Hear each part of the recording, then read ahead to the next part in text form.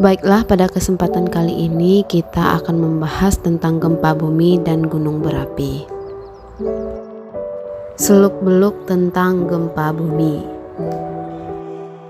Batuan pada lempeng mengalami perubahan bentuk atau deformasi secara perlahan dalam jangka waktu tertentu. Ketika batuan tersebut mengeras atau menegang, maka energi potensialnya terus bertambah. Ketika lempeng bergerak atau patah, maka energi tersebut dilepaskan. Energi tersebut mengakibatkan terjadinya getaran yang merambat melalui material bumi lainnya. Getaran ini disebut gempa bumi. Semakin besar energi yang dilepaskan, maka getarannya akan semakin terasa. Ketika lempeng patah menjadi dua bagian, maka masing-masing bagian akan bergerak menjauh. Daerah lempeng yang patah tersebut dinamakan fault atau patahan atau sesar. Sesar yang terjadi dapat dibedakan menjadi beberapa jenis bergantung pada bagaimana sebuah gaya bekerja pada lempeng. Ketika sebuah lempeng ditarik berlawanan oleh sebuah gaya, maka akan terbentuk sesar normal. Pada sesar normal, struktur batuan lempeng yang ada di atas sesar akan bergeser turun dibandingkan struktur batuan lempeng yang ada di bawah sesar. Sebuah gaya yang mendorong lempeng saling mendekat akan menekan lempeng tersebut dari arah yang berlawanan. Gaya dorong ini menyebabkan struktur batuan lempeng di bagian atas sesar bergerak naik. Fenomena ini disebut reverse fault atau sesak terbalik. Sebuah gaya geser yang bekerja pada lempeng akan membentuk strike slip fault atau sesar geser. Gaya geser mengakibatkan lempeng di kedua sisi sesar geser bergerak berlawanan pada permukaan bumi. Pada gempa bumi terjadi pelepasan gelombang atau getaran yang merambat. Gelombang ini merambat sepanjang permukaan bumi dan gelombang gempa bumi disebut gelombang seismik. Pergerakan lempeng di sepanjang sesar melepaskan sebuah energi. Energi ini merupakan energi potensial saat lempeng terkena gaya. Kemudian, energi potensial tersebut merambat dalam bentuk gelombang seismik. Sebuah titik pada kedalaman bumi yang menjadi pusat gempa disebut hipocentrum. Permukaan bumi yang berada di atas hipocentrum disebut epicentrum.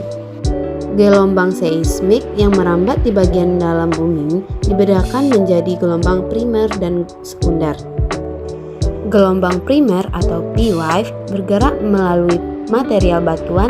Partikel batuan akan bergetar searah dengan arah rambat gelombang seismik.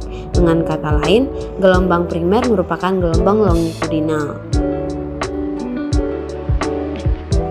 Gelombang sekunder atau S-wave merambat melalui batuan dengan menggetarkan partikel batuan tegak lurus dengan arah rambat gelombang seismik. Gelombang sekunder merupakan gelombang transversal. Gelombang lainnya merambat di permukaan bumi dengan menggetarkan batuan dan tanah sejajar permukaan bumi. Ilmu yang mempelajari tentang gempa bumi adalah seismologi. Ilmuwan yang mengkaji gempa bumi disebut ahli seismologi. Alat yang digunakan untuk mencatat data gelombang seismik adalah seismograf.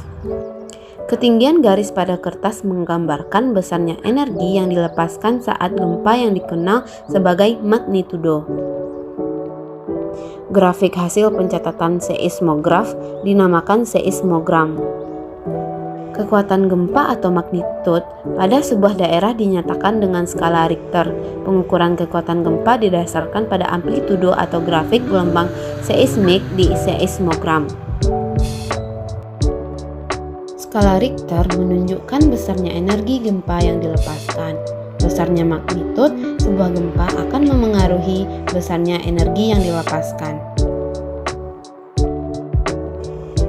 Semakin besar magnitud sebuah gempa, maka energi yang dilepaskan juga semakin besar.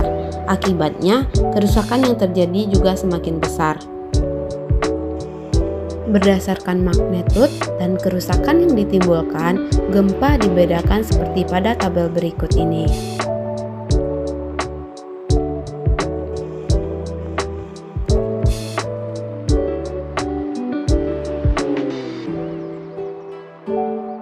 Sebagian besar kerusakan akibat gempa bumi diakibatkan oleh gelombang yang merambat di permukaan bumi. Bangunan serta jalan raya dapat rusak. Ketika gempa terjadi di dasar laut, gerakan lempeng tersebut akan mendorong air laut ke atas, sehingga timbul gelombang yang besar dan kuat.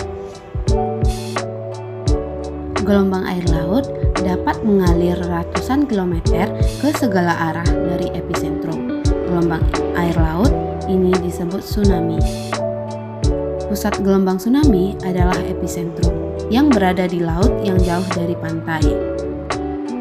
Ketinggian gelombang tsunami di tengah lautan hanya sekitar 1 meter. Namun, gelombang tersebut dapat merambat dengan kecepatan 500 sampai 1000 km per jam.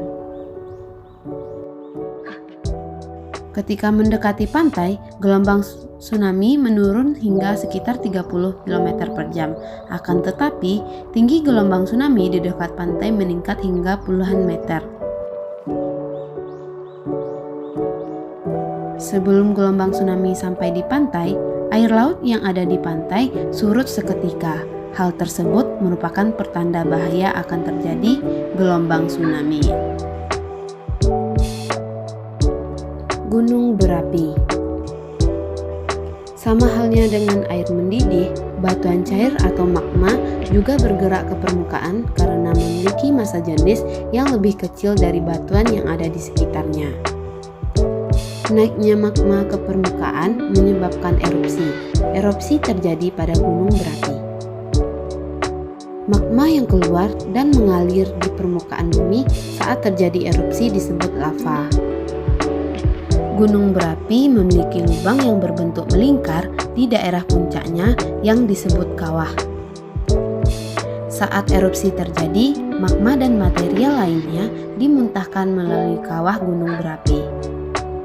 Ketika erupsi gunung berapi atau gunung meletus terjadi, lava dan beberapa material dimuntahkan hingga ribuan meter kubik ke udara.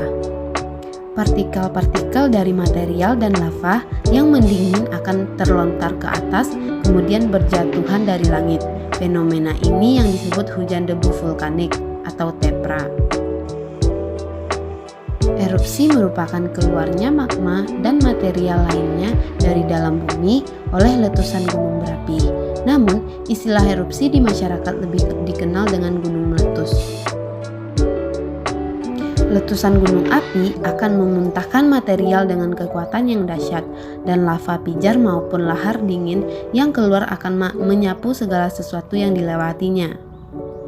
Akibatnya, letusan gunung berapi dapat mengakibatkan kerusakan yang sangat besar.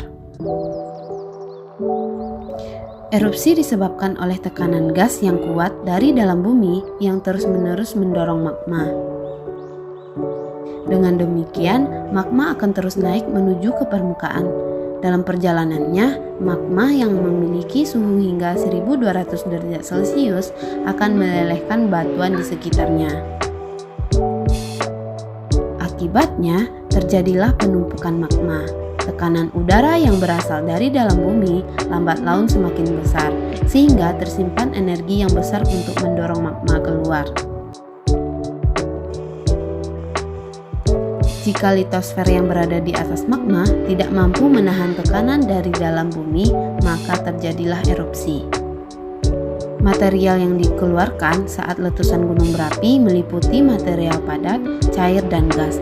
Letusan gunung berapi akan mengeluarkan material padatan berupa batuan dan mineral dari dalam bumi.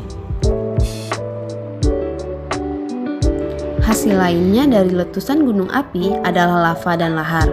Lahar merupakan lava yang telah bercampur dengan batuan, air, dan material lainnya. Selain itu, letusan gunung berapi juga menghasilkan gas beracun, yakni hidrogen sulfida, sulfur dioksida, dan nitrogen dioksida. Selain material tersebut, letusan gunung berapi juga menghasilkan awan panas atau aliran piroklastik atau yang dikenal oleh masyarakat dengan nama Wedus Gembel. Awan panas merupakan hasil letusan seperti awan yang mengalir bergulung. Awan panas terdiri atas batuan pijar, gas panas, serta material lainnya. Awan panas memiliki suhu yang mencapai 700 derajat Celcius. Awan panas ini mengalir menuruni lereng gunung api dengan kecepatan mencapai 200 km per jam. ESDM membedakan status gunung api menjadi 4 tingkatan. Level terendah adalah status normal dengan warna isyarat hijau. Tingkatan level paling tinggi adalah status awas dengan isyarat warna merah. Secara lengkap, deskripsi gunung berapi dapat dilihat pada tabel berikut.